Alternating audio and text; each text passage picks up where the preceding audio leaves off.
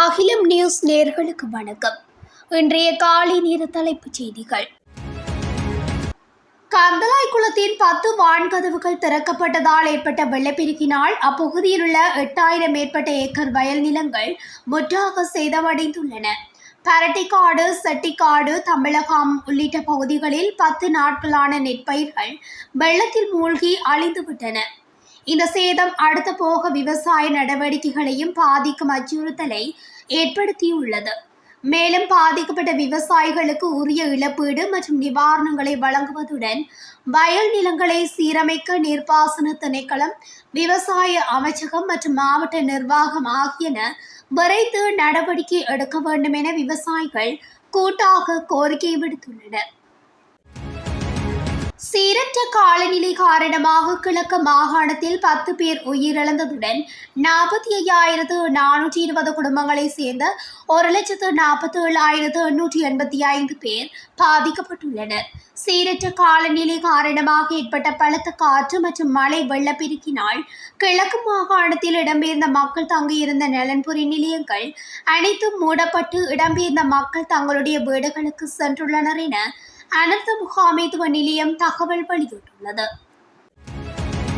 வெள்ளத்தால் பாதிக்கப்பட்ட மக்களின் வீடுகளுக்கு நுழைந்து சொத்துக்களை சூறையாடியதாக கூறப்படும் 12 பேர் கைது செய்யப்பட்டுள்ளதாக போலீஸ் ஊடக பேச்சாளர், உதவி காவல்துறை கண்காணிப்பாளர் உதயகுமார புட்லர் தெரிவித்துள்ளார். பத்திரமுள்ள ஜுகீர்பாய காவல்துறை ஊடக பிரிவில் நடைபெற்ற ஊடகவியலாளர் சந்திப்பில் இதனை குறிப்பிட்டார். அதேவேளை இந்த ஆண்டு ஜனவரி 1ஆம் தேதி முதல் 2427 சாலை விபத்துகளில் 2570 பேர் உயிரிழந்துள்ளதாகவும் காவல்துறை ஊடக பேச்சாளர் தெரிவித்துள்ளார். காலி பியதிகம புகையிரத கடவையில் காரொன்று புகையிரதத்துடன் மோதி விபத்துக்குள்ளானது. காலியிலிருந்து கொழும்பு கோட்டை நோக்கி பயணித்த புகையிரதத்துடனேயே இந்த கார் மோதியுள்ளது. எனினும் விபத்தில் யாருக்கும் எவ்வித காயங்கள் ஏற்படவில்லை என கூறப்படுகின்றது. வெள்ள நிவாரண உதவிகளை கொண்டு சென்ற காரொன்றே இவ்வாறு விபத்துக்குள்ளாகியுள்ளதாக தெரிவிக்கப்படுகிறது. மேலும் விபத்து தொடர்பிலான விசாரணைகளை போலீசார் மேற்கொண்டு வருகின்றனர். நாயாறு படகு சேவை தற்காலிகமாக நிறுத்தப்பட்டுள்ளது. நாயாறு படகு சேவை தொடர்பிலான முக்கிய அறிவிப்பை முல்லைத்தீவு மாவட்ட அனர்த்த முகாமைத்துவ ஒருங்கிணைப்பு பிரிவு வெளியிட்டுள்ளது. அதன்படி தொடர்ச்சியான கனமழை மற்றும் நீரோட்டம் அதிகரிப்பு காரணமாக நாயாறு படகு சேவை தற்காலிகமாக இடைநிறுத்தப்பட்டுள்ளது. இதன் காரணமாக பொதுமக்கள் அனைவரும் தற்போதைய நிலையை கவனத்தில் கொண்டு புரிந்துணர்வுடன் செயல்படுமாறும் கோரிக்கை விடுக்கப்பட்டுள்ளது. பதுளை மாவட்டத்தில் நேற்று காலை முதல் மீண்டும் கனமழை பெய்ய தொடங்கியுள்ளதால் மாவட்ட மக்கள் அனைவரும் மிகுந்த எச்சரிக்கையுடன் இருக்குமாறு பதுளை மாவட்ட செயலாளர் பண்டுக ஸ்ரீபிரபாத் அபிவர்த்தன தெரிவித்துள்ளார். அனர்த்தத்தால் பாதிக்கப்பட்ட பகுதிகளுக்கு செல்லாமல் தற்போது அவர்கள் தங்கியுள்ள பாதுகாப்பு மையங்கள் அல்லது தற்காலிக தங்குமிடங்களில் தங்குமாறு மாவட்ட செயலாளர் மேலும் மக்களுக்கு தெரிவித்துள்ளார். மாவட்டத்தில் மீண்டும் பெய்த கனமழை காரணமாக மண் சரிவு, பாறைகள் மற்றும் மரங்கள் இடிந்து விழும் அபாயம் உள்ளதாகவும், எனவே மக்கள் பாதுகாப்பான மையங்கள் அல்லது தற்காலிக தங்குமிடங்களில் தங்குமாறு கேட்டுக்கொள்ளப்படுவதாகவும் மாவட்ட செயலாளர் குறிப்பிட்டார்.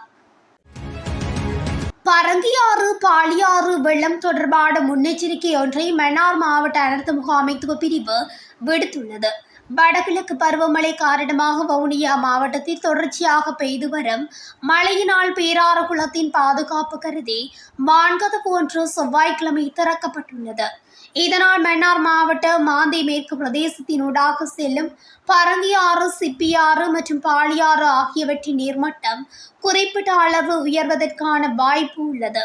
எனவே ஆற்றின் தாழ்நில பிரதேசங்களான சீது விநாயகர், கூராய், தேவன்பட்டி, ஆத்திமோட்டை, அந்தோணியார்புரம், பாலியாறு ஆகிய பகுதிகளில் வாழும் மக்கள் இது தொடர்பில் அவதானமாக இருக்கவும்.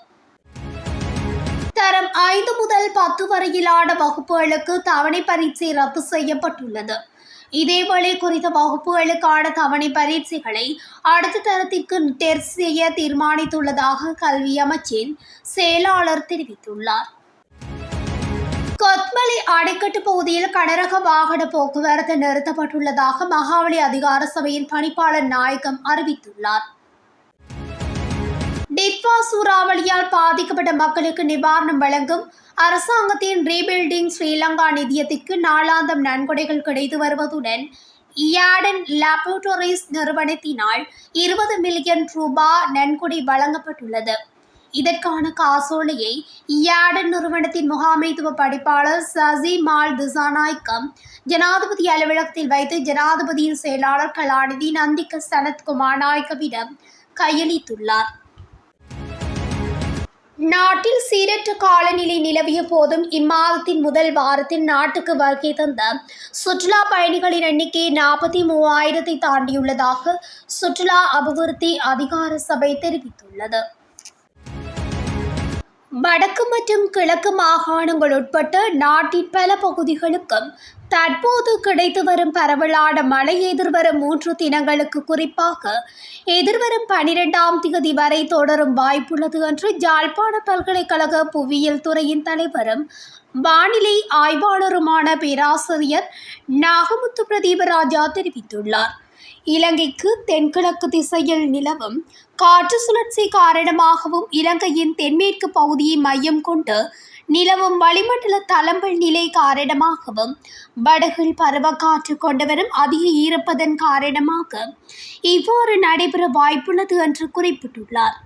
மேலும் குறிப்பாக இன்றும் நாளையும் நாட்டின் பல பகுதிகளுக்கும் கனமழை கிடைக்கும் வாய்ப்புள்ளது. வடக்கு கிழக்கு மற்றும் வடமத்திய மாகாணங்களின் நிலப்பகுதிகள் அவற்றின் தரைக்கீழ் நீரை உறிஞ்சும் முழு கொள்ளளவை அடைந்துவிட்டன. குளங்கள் அவற்றின் முழு கொள்ளளவை எட்டியுள்ளன. சில பெரிய குளங்களின் மேலதிக நீர் வெளியேற்றத்துக்கான கதவுகள் நேற்று பகல் திறக்கப்பட்டன.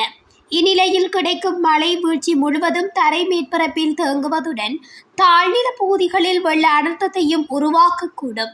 எனவே வடக்கு கிழக்கு வடமத்திய மாகாணங்களின் தாழ்நில பகுதிகளில் உள்ள மக்கள் வெள்ள நிகழ்வுகள் தொடர்பாக அவதானமாக இருப்பது அவசியமாகும். இலங்கையின் புவிசார் அமைப்பை கருத்தில் கொண்டு எமக்கு புவிநடுக்கம் ஏற்படாது என்று பலர் கூறி வருகின்றனர். ஆனால் 50க்கும் மேற்பட்ட ஆய்வுக் கட்டுரைகள் அதற்கான வாய்ப்பை உறுதிப்படுத்தியுள்ளன என்று யாழ் பல்கலைக்கழக புவியியல் துறையின் தலைவரும் வானிலை ஆய்வாளருமான பேராசிரியர் நாகமுத்து பிரதீபராஜா தெரிவித்துள்ளார். வானிலை சார் நிகழ்வுகளை எதிர்வு கூறுவது போல புவிநடுக்க நிகழ்வுகளை எதிர்வு கூற முடியாது. ஆனால் புவிநடுக்கத்துக்கான வாய்ப்புகளை கொண்டுள்ளோம் என்பதுதான் முக்கியமான விடயம். இலங்கைக்கு அருகில் சிறிய சிறிய நிலநடுக்கங்கள் பதிவாகியுள்ளன. எனவே அது பெரிதாக மாறலாம். அதன் அடிப்படையில் என்றோ ஒரு நாள் புவிநடுக்கம் ஏற்படலாம் என்று மக்களின் விழிப்புணர்விற்காக குறித்த செய்தியை குறிப்பிட்டிருந்தேன். எனவே புவிநடுக்கம் ஏற்படாது என்று கூறுகின்றமையானது மக்களை வெளிப்படைய விடாமைக்கான செயற்பாடாகும் என்று குறிப்பிட்டுள்ளார். டிசம்பர் 16ஆம் தேதி திறக்கப்படும் அனைத்து பாடசாலைகளின் அதிபர்கள், ஆசிரியர்கள் மற்றும் கல்விசாரா ஊழியர்கள் டிசம்பர் 15ஆம் தேதிக்கு பணிக்கு சமூகம் அளிக்க வேண்டும் என கல்வி அமைச்சு அறிவித்துள்ளது. மேலும் பேரிடர் சூழ்நிலையை எதிர்கொண்ட பகுதிகளில் மாணவர்கள் மற்றும் கல்விசாரா ஊழியர்களின் உடைகள் குறித்து தளர்வான கொள்கை பின்பற்றப்படும் என்று கல்வி, உயர்கல்வி மற்றும் தொழிற்கல்வி அமைச்சின் செயலாளர் நாளுக்கு கல்வேவா குறிப்பிட்டுள்ளார்.